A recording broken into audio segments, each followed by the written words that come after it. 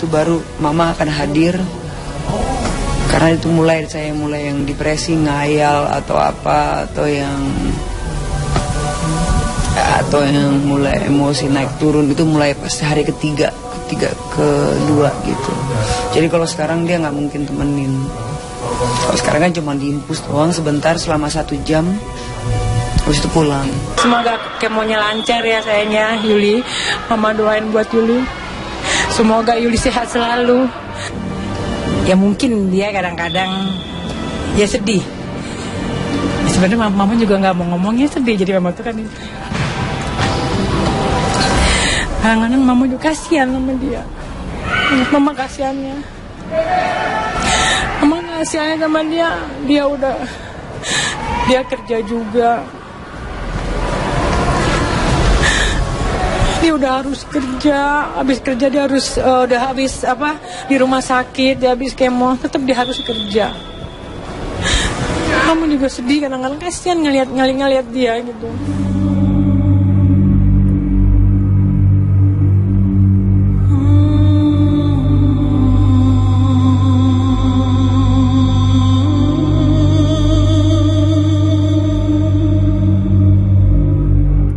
Ketegaran Jupe menjalani proses kemoterapi seorang diri di sebuah rumah sakit di Jakarta itu pun menjulangkan teka-teki baru. Pasalnya ketika menderita kanker serviks di awal di tahun 2014 lalu, Jupe total menjalani pemeriksaan medis hingga kemoterapi di sebuah rumah sakit elit di negeri Singapura. Tapi kini ketika kembali diguncang sakit kanker serviks untuk yang kedua kalinya, maka keputusan Jupe yang memilih menjalani kemoterapi di rumah sakit di Jakarta, Indonesia pun menjulang tanya. Ada apa dengan Jupe? Dikabarkan telah menjual mobil, bahkan rumah untuk biaya berobat. Mungkinkah ekonomi Jupe jadi terpuruk sehingga memilih untuk berobat di Indonesia dan bukannya di Singapura? Entahlah. Yang jelas, melawan sakit kanker untuk yang kedua kalinya, kini Jupe diwajibkan untuk menjalani istirahat total selama 2 bulan. Sebuah rentang waktu yang konon membuat Jupe ketakutan. Kemarin kan yang diradiasi kan memang di perut. Jadi pas habis radiasi tuh, karena diradiasi perut tuh, ininya tuh pas kemarin di sini juga kan, jadinya saya nggak bisa kontrol pita suara saya. Sementara saya tahu kan semuanya harus dari ngomong, dari nyanyi, itu baru saya dapetin nafkah. Jadi makanya kemarin saya paksa di ulang tahun apa gitu, saya paksa ulang tahun TV, saya paksa untuk bernyanyi. Karena kalau saya nggak paksa nyanyi, saya takut kehilangan suara saya. Makanya saya nyanyi terus. Ya memang benar dia jual rumahnya ada di rumah, jual. Tapi kan dia ada rumah satu lagi, jadi dia pindah ke rumah satu lagi. Memang dia jual mobil memang untuk berobat. Ya nggak masalah. Mama rasa semua dibalik ini semua pasti nanti waktunya akan indah buat Yuli. Kadang-kadang mamanya juga besarin hati dia gitu. Nanti kalau ngeliat pas sedih tuh lihat dia sendiri tegar, hatinya tegar. Dalam keadaan sakit aja dia masih kerja. Itu yang mama tuh sebagai orang tua kadang-kadang salut, kasihan, tapi mamanya juga nggak bisa ngomong apa-apa gitu.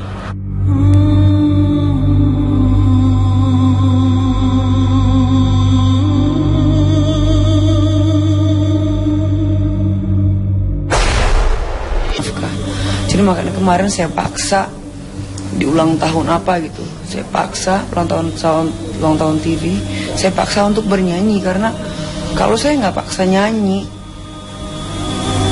saya takut kehilangan suara saya. Makanya saya nyanyi terus. Ya memang benar dia jual rumahnya ada di rumah, jual. Tapi kan dia ada rumah satu lagi, jadi dia pindah ke rumah satu lagi. Memang dia jual mobil memang untuk berobat. Ya nggak masalah. Mama rasa semua dibalik ini semua pasti nanti waktunya akan indah buat Yuli. Kadang-kadang mamanya juga besarin hati dia gitu. Nanti kalau ngeliat pas sedih tuh lihat dia sendiri tegar, hatinya tegar. Dalam keadaan sakit aja dia masih kerja. Itu yang mama tuh sebagai orang tua kadang-kadang salut, kasihan, tapi mamanya juga nggak bisa ngomong apa-apa gitu.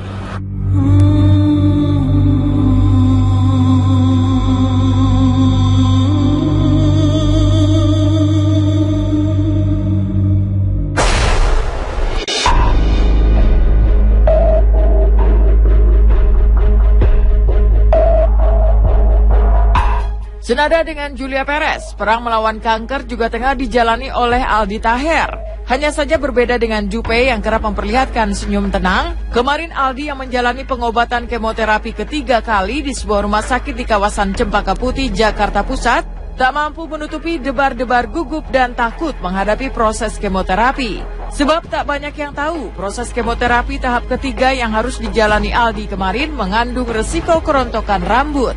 Tak ayal, meski sudah ditemani Georgia Aisyah sang istri, kemarin Aldi pun memasuki ruang kemoterapi dengan ekspresi cemas seperti berikut ini.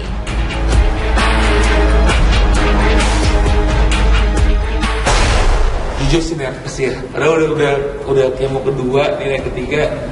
Aku bilang ke istri, saya pun nervous sih, wajar ya nervous ya. Karena kemonya nanti 11 jam. Dokter bilang sih, ya kalau masalah rontok tuh tergantung kondisi badan gitu. Bisa kemo kedua, ketiga. Tapi kalau pun nanti rontok rambutnya dan nanti efek kemonya rontok, ya udah ikhlas, bismillah gitu. Dan doain demi saya di bismillah. Doain ya temennya. Semangat. Nervous nih jujur saya.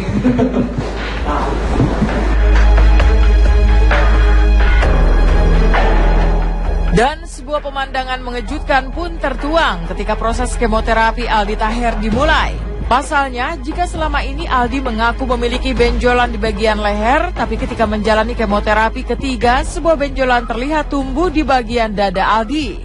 Apa yang sebenarnya terjadi dengan kanker yang mengguncang Aldi? Butuh waktu untuk menjawabnya. Yang pasti seolah tak tahan melihat kegelisahan dan ketakutan Aldi menjalani kemoterapi, Georgia Aisyah terlihat sangat sabar, penuh kasih sayang menyemangati Aldi yang uniknya seakan tak mau berjauhan dari sang istri hingga menciptakan pemandangan romantis di tengah situasi prihatin seperti ini.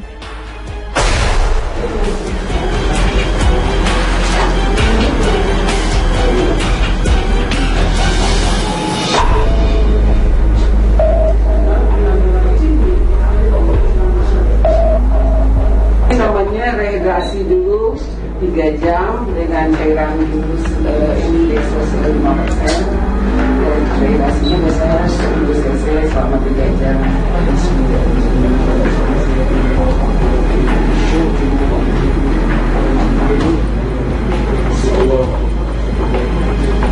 Allah.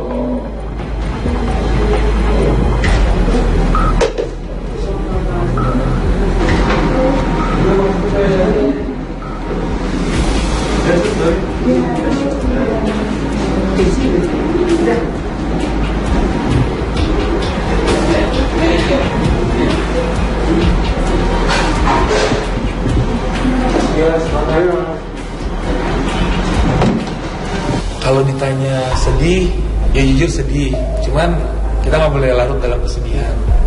Ditanya kepikiran, pasti kepikiran. Setelah kemo kedua, Aldi sih ngerasain benjolan di leher mengecil. Cuman yang benjolan yang di dada ya itu belum kelihatan. Nggak kelihatan karena di dalam dekat paru-paru. Jadi, tapi intinya kan kita minta kesembuhan kepada Allah Subhanahu Wa Taala ya.